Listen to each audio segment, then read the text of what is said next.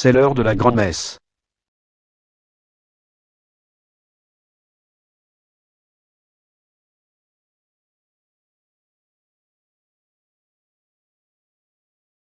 Game of Thrones, la série qui défie les lois du genre, s'offre une ultime saison disponible en exclusivité sur OCS.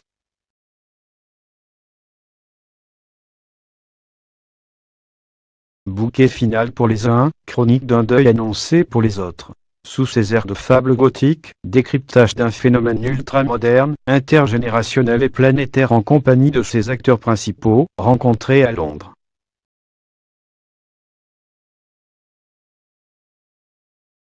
L'anecdote vaut toutes les démonstrations. Il y a quelques années, l'acteur Liam Cunningham, quinquagénaire bontain, accompagne l'exposition itinérante Game of Thrones aux quatre coins de la planète.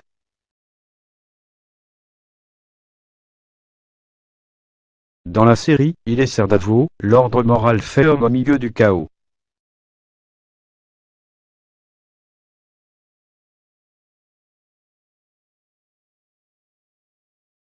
Sur le toit terrasse d'un palace brésilien, une femme transie s'évanouit dans ses bras. Elle n'arrivait plus à faire le distinguo entre mon personnage et l'homme que je suis, s'esclave-t-il lors de la promotion de l'ultime saison de la série.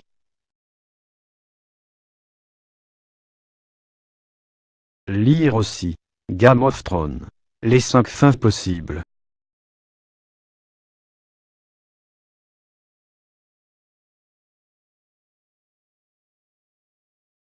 Des histoires de ce genre, le casting de Game of Thrones peut en raconter des milliers.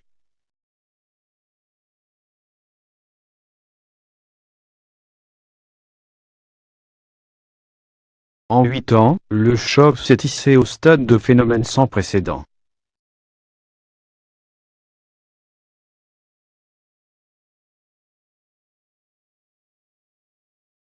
Ces intrigues saumâtres ont donné lieu à toutes les spéculations sur le net. Qui, des familles Stark, Lannister ou Targaryen, se hisserait sur le trône de fer? 3 mois avant la diffusion de son dernier chapitre, les bookmakers anglais pariaient déjà sur sa fin.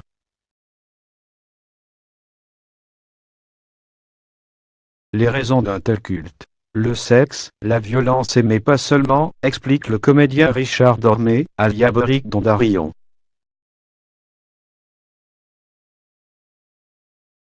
Le public est accro au revers et au complot de l'histoire qui rappellent étrangement l'époque dans laquelle nous vivons.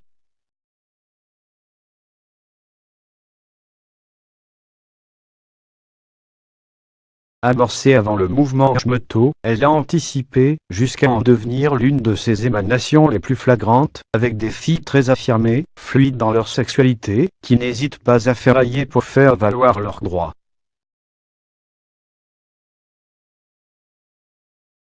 Cargo, c'est aussi une affaire de genre, souvent inversée.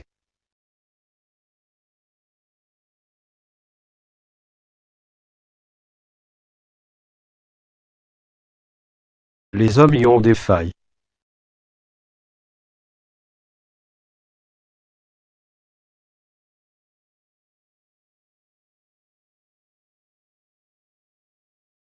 Les femmes y sont puissantes, portent en grande partie l'histoire sur leurs épaules.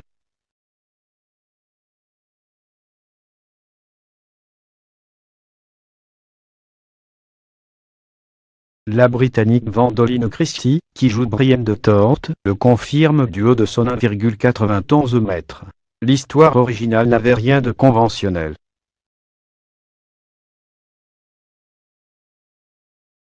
En l'adaptant, les scénaristes auraient pu sacrifier les rôles féminins ou les mettre exclusivement au service des hommes.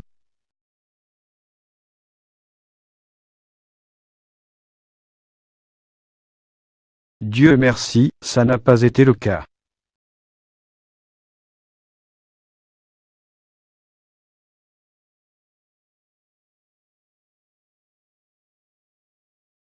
Mon personnage parlait à une quantité de gens, quelle que soit leur identité sexuelle ou leur origine sociale.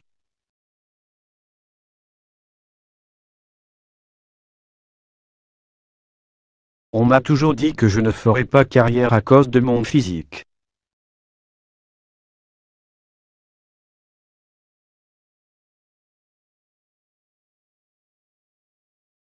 Quelle blague! Rire. À l'heure où l'on prône la diversité des physiques, une légion de filles se retrouve dans les courbes d'Emilia Clarke, d'Henry Targaryen. Qui arrête-t-on? Jon Snow, avec ses airs de chien larmoyant, fait la couverture des magazines masculins.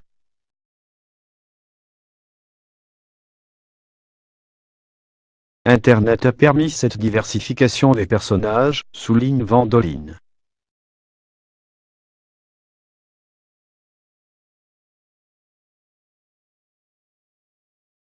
Chacun a voix au chapitre sur Twitter et veut se voir représenté à l'écran par un casting, de surcroît, international, aux allures de melting pot.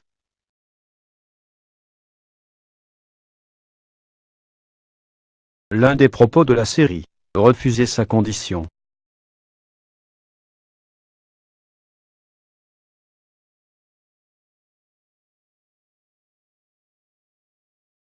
Go a son lot de méchants, mais aussi de faibles.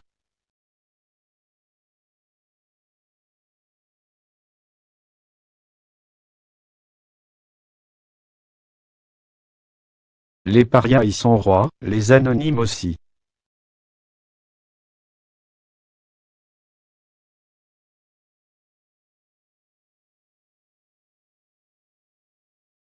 L'un des propos de la série.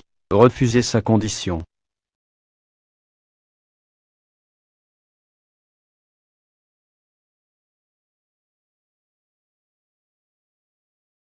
Qui Arrington joue au théâtre à Londres, mais aussi dans le dernier Xavier Dolan, Ma vie avec John F. Donovan.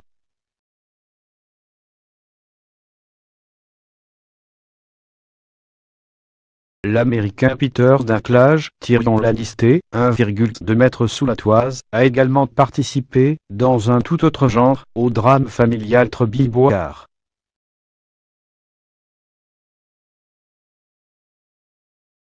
C'est un fait pour Maisie Williams, 21 ans. Aucun des acteurs, quel que soit leur âge, n'était vraiment connu avant Game of Thrones.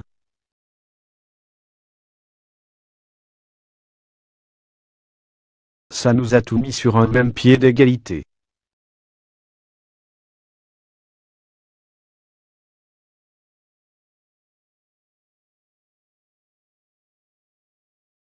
Elle avait 7 ans quand elle a endossé le rôle d'Arya.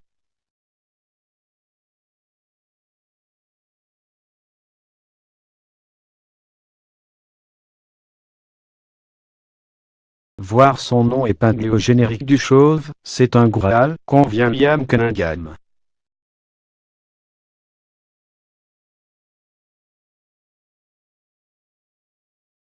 Quand vous avez ça dans votre CV, plus rien ne peut vous arriver.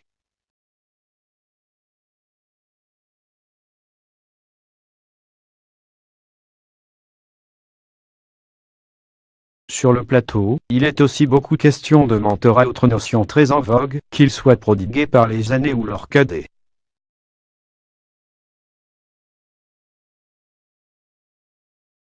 Des mondes qui nous remettaient en place, nous, les adultes, quand nous rayions à cause des conditions climatiques ou du décalage horaire. Rigole qu'on l'est-il, qui interprète leur varie.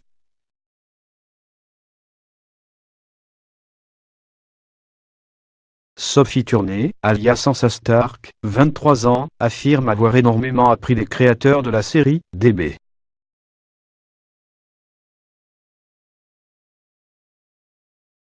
VS et David Benioff. Ils nous ont élevés au même titre que nos parents.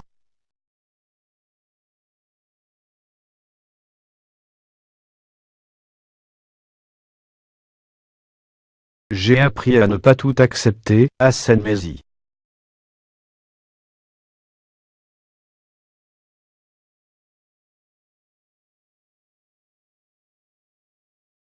Saison après saison, elles ont été protégées, en même temps que témoins des désillusions de certains de leurs années.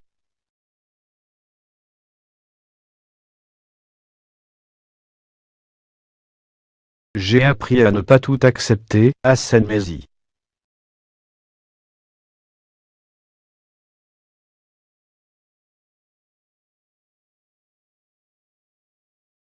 Je trouve beaucoup plus pénible qu'on ne demande, à l'âge que j'ai, ce que je vais faire de ma vie maintenant que la série est bouclée.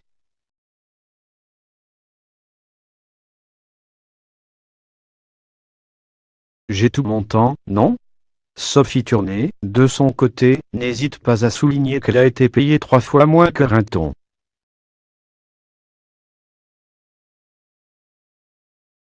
Tout ce à quoi elle aspire désormais, c'est faire un gros break.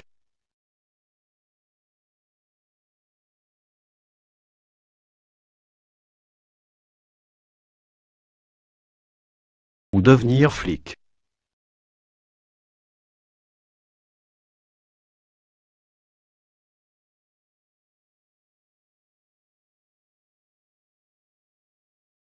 Mon rêve absolu est de sauver des gens.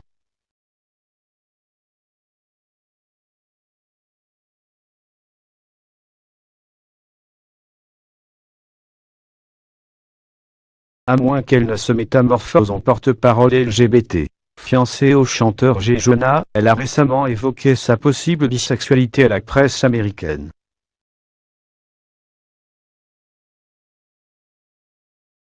Des mesures de la production obligent, jusqu'à 6 équipes ont tourné simultanément dans divers pays.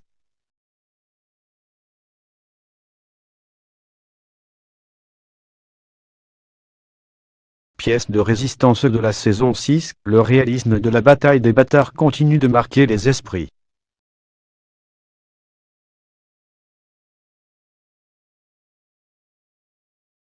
Un marathon tourné chronologiquement, minute par minute, jour après jour, raconte le Norvégien Christophe Ivju, qui interprète le guerrier Tormin.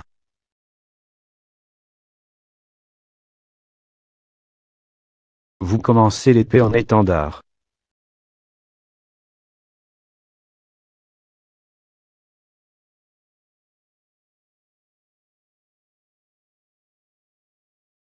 Au bout de 2 semaines, vous êtes couvert de boue, à patauger dans les 700 litres de sang déversés pour faire plus vrai et à rendre coup pour coup.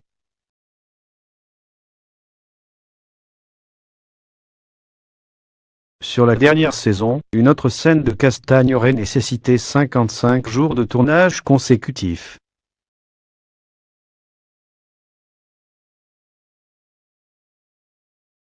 L'une des autres grandes forces de la série, continue Ivju, c'est que personne n'en connaît l'issue.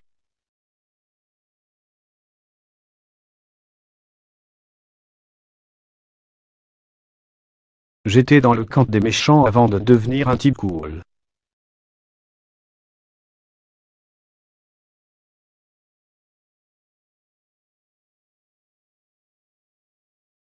Toutes les trajectoires sont plausibles.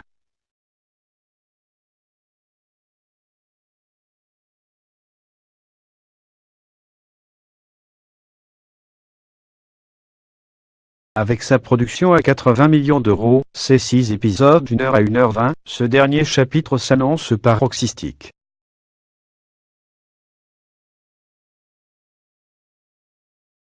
Pour mieux brouiller les pistes, les scénaristes ont aussi pris le parti d'oxyre les rôles les plus emblématiques, à intervalles réguliers.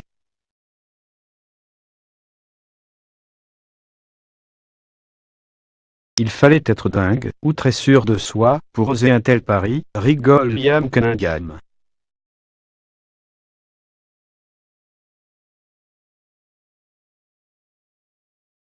Point de vue que rejoint Rim Khan, le limier de Go. C'est ce qui fait le sel de la série.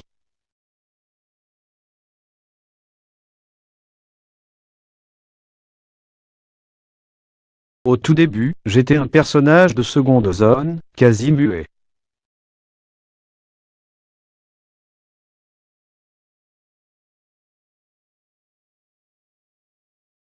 Contre toute attente, j'ai pris du galon pour devenir l'un des piliers de l'histoire.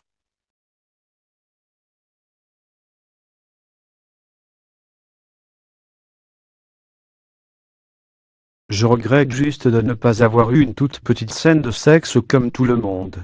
Rire.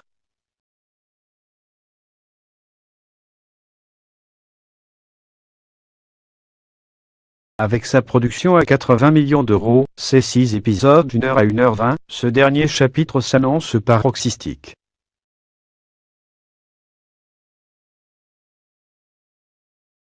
L'histoire retiendra cet exemple sans précédent du genre.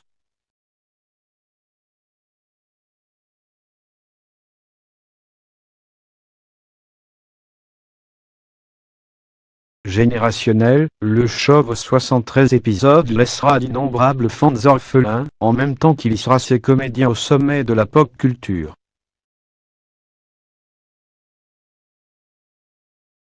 Aux portes de la postérité, qu'ont-ils gardé comme souvenir de ces folles années?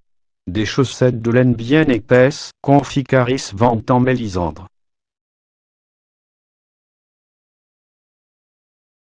Entre deux prises à moitié nues, je crevais de froid.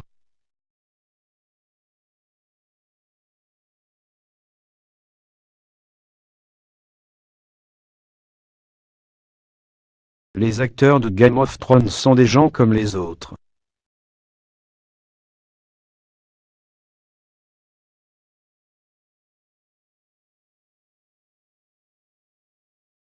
Vérité ou pas.